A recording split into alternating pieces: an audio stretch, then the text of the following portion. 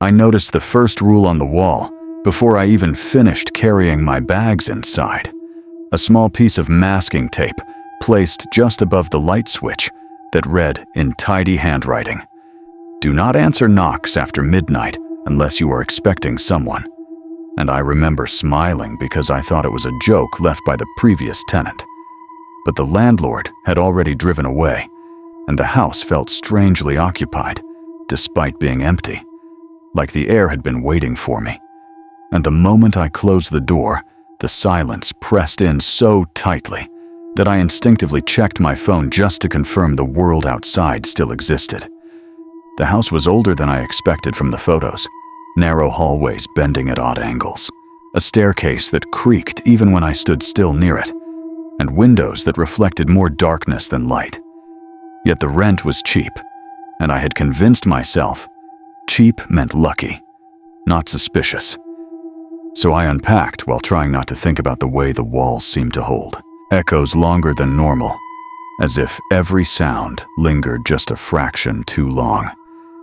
That first evening, nothing happened except small things that could easily be explained away, like the sound of someone walking upstairs when I was downstairs, or the faint smell of soap drifting through the hall even though I hadn't used any.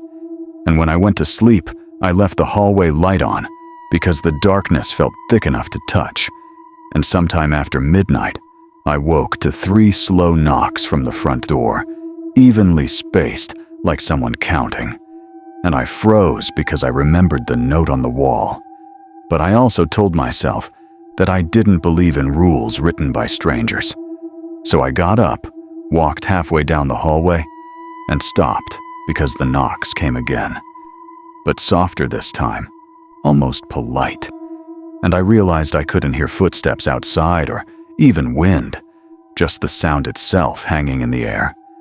I stood there long enough for my eyes to adjust to the dim light, and eventually the knocking stopped, leaving behind a silence that felt heavier than before. And I went back to bed, telling myself it was probably a neighbor or a prank. Yet in the morning, I found another note taped beside the first one, same handwriting.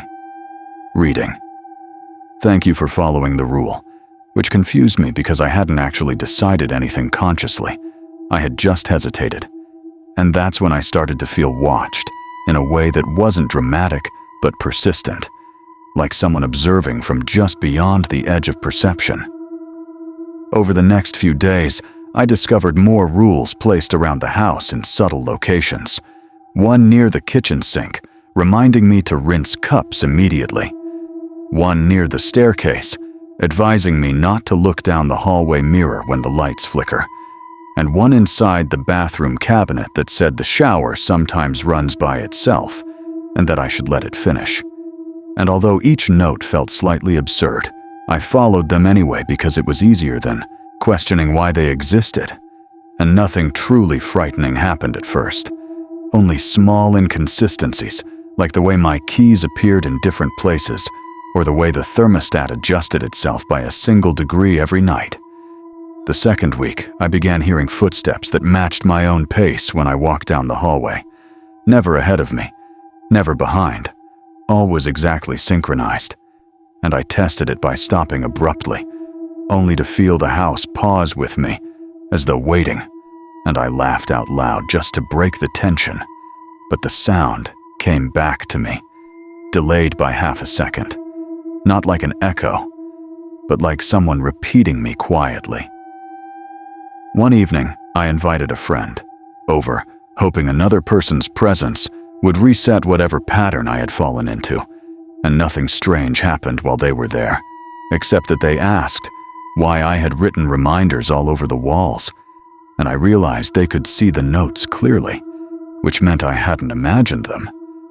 Yet when they left, noticed a new one near the front door that said, "Visitors do not stay long," which felt less like a warning and more like an observation.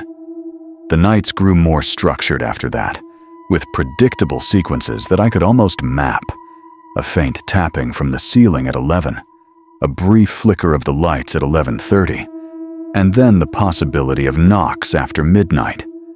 And I found myself anticipating these events, Not with fear, but with curiosity, as if learning the routines of a quiet roommate who refused to show themselves, until the night I broke another rule without realizing it existed.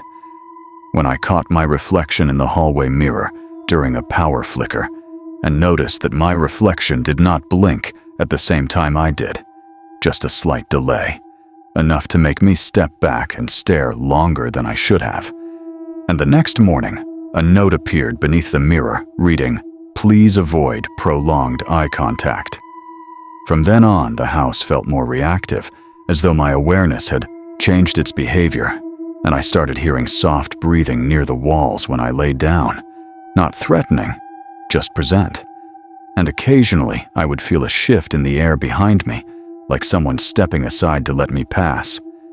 I told myself that humans are good at inventing patterns, that loneliness and routine can turn any space into a puzzle. Yet every attempt to rationalize failed when physical evidence appeared, like a mug moving overnight or a chair subtly rotated toward the hallway. And once I found a list, written in the same handwriting as the notes, placed neatly on the kitchen counter, detailing times I had woken during the night, accurate to the minute. By the third week, I realized the house was not trying to scare me, but to guide me. And that realization unsettled me more than anything else, because guidance implies intention, and intention implies awareness, and awareness suggests observation. One afternoon, I heard a knock during daylight hours and instinctively moved toward the door before remembering the rule about midnight, which technically didn't apply. Yet something in me hesitated, and through the peephole, I saw nothing except the empty street. But I felt certain someone stood just outside my field of vision. So I waited, and eventually another note appeared under the door, sliding inward slowly, as if pushed by invisible fingers. Reading, "You are adapting well." After that, I began talking aloud to the house, asking simple questions, and waiting for subtle answers like changes in temperature or faint creaks. And while I never received direct responses, the timing of events began to align with my thoughts, as if it understood context rather than language. The first truly disturbing moment happened when I returned home early from work and found the hallway mirror covered with a sheet I did not own, as if someone had followed the rule for me. And beneath it, another message read, "Thank you for not watching," which implied the house believed I had obeyed, even when I hadn't been present, suggesting it could anticipate my actions, or perhaps had seen something else. Sleep became lighter after that, filled with dreams where I wandered through identical hallways, while unseen footsteps guided me around corners, and I started waking up seconds before the usual noises occurred, as if synced with the rhythm of the house itself. Until one night, I woke before the knocking began and stood by the door waiting. And when the 3 knocks finally came, they felt softer, almost relieved. And without thinking, I whispered, "I'm here," which broke another unspoken rule, because the next morning, every note had been rearranged, forming a path from the bedroom to the staircase, leading upward to a door I had previously ignored because it blended into the wall. And behind that door was a small, empty room with no windows and a single chair facing the wall. And taped to the chair was a longer letter explaining that previous tenants had learned the rules, slowly, that the house did not tolerate sudden changes, and that attention strengthened whatever lived here. Yet the letter ended abruptly mid-sentence, as if the writer had been interrupted. From that day onward, the atmosphere shifted again, the air warmer, the footsteps more distinct, and sometimes I felt a presence standing just behind my shoulder, not touching, but close enough to change the way I breathed. And I realized I had stopped feeling afraid in a normal sense, and instead felt watched in a familiar way, like living with someone you rarely see, but always sense nearby. Weeks passed, and my routines blended with the house's patterns until I no longer noticed the notes appearing or disappearing, And once I found myself writing one without remembering doing so. Same handwriting, same phrasing, reminding myself to keep the hallway light on at certain hours. And that realization unsettled me deeply, because it suggested the boundaries between observer and participant were fading. One evening, the power went out completely, and the house fell into a darkness so absolute it felt physical, and I heard movement in every direction, slow and measured, like someone circling. Yet there was no fear attached to it, only anticipation. And when the lights returned, all the notes were gone, except one on the front door that read, "You may answer now."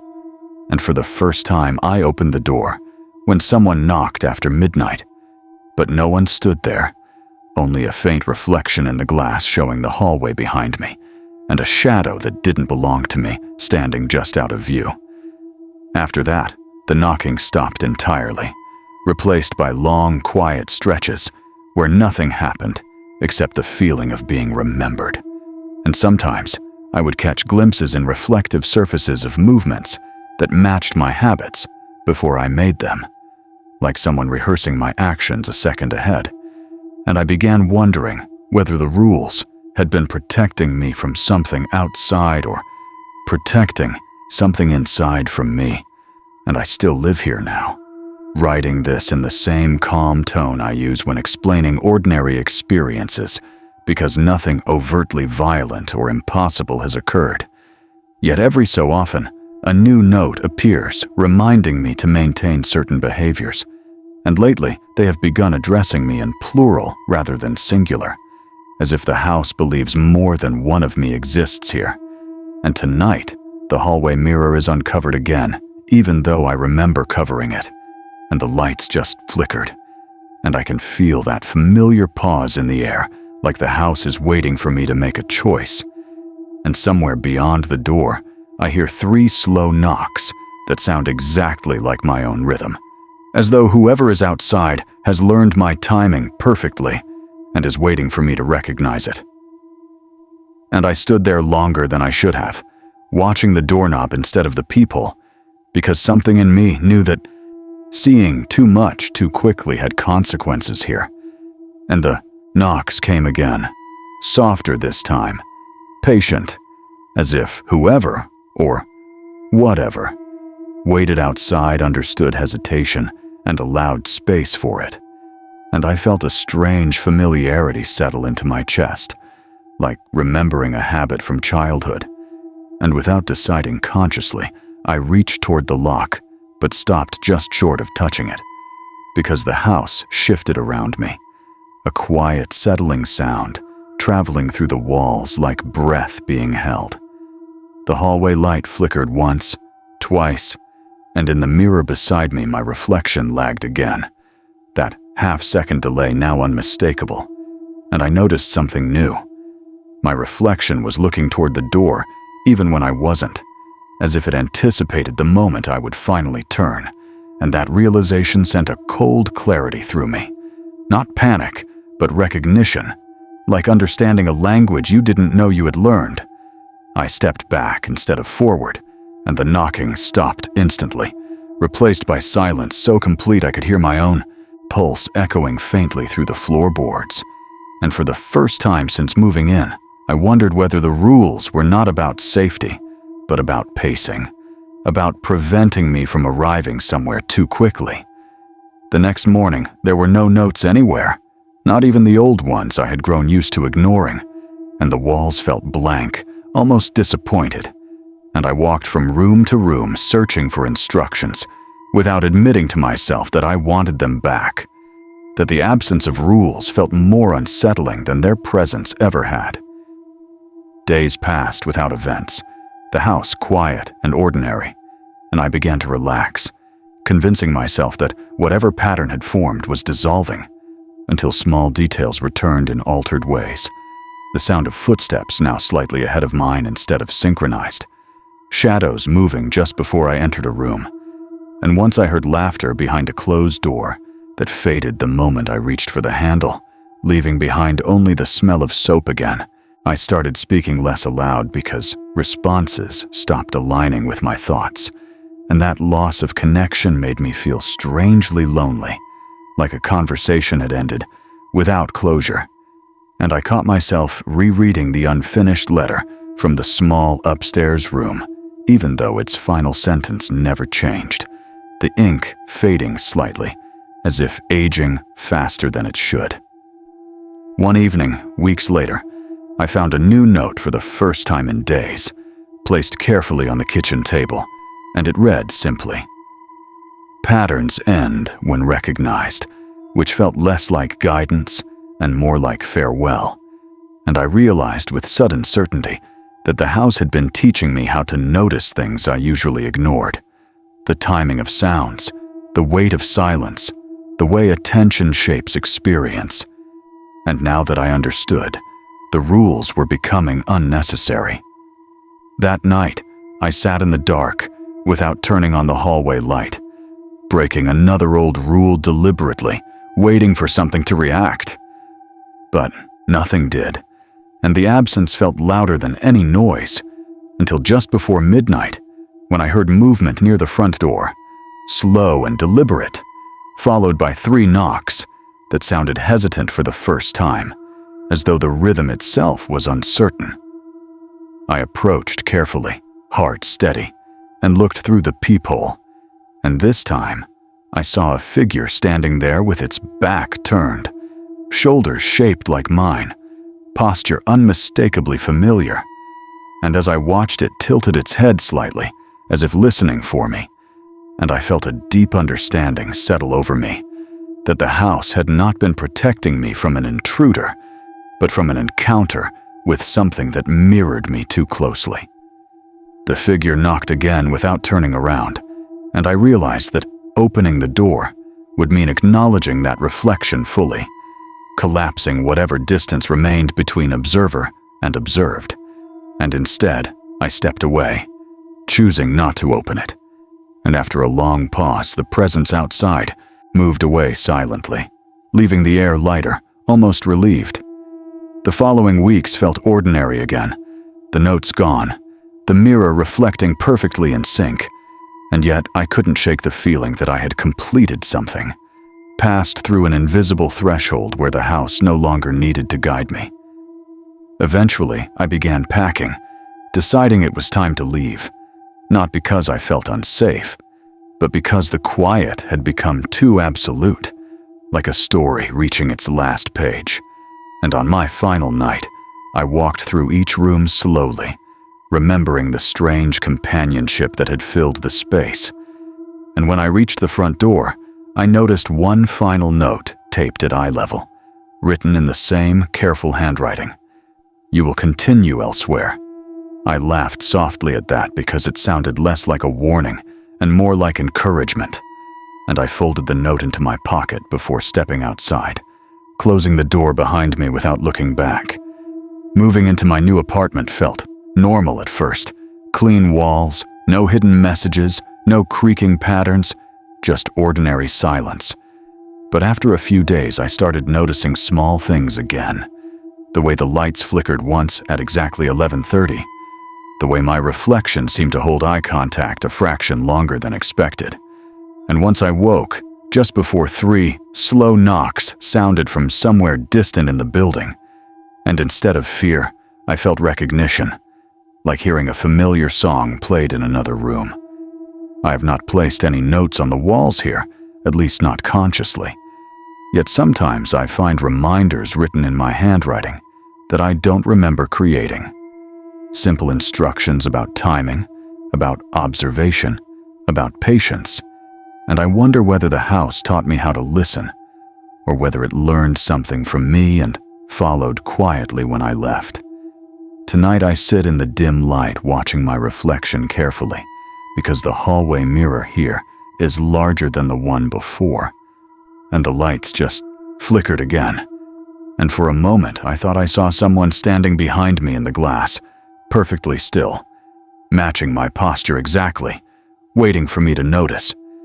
And when I turned, there was nothing there, only the quiet room and the sense that Whatever watched before has not disappeared, but simply changed distance, observing from somewhere just outside my awareness, remembering me the same way I remember it. And every now and then, I hear 3 slow knocks that sound less like a request to enter and more like a reminder that once you learn how to notice, the watching never really ends.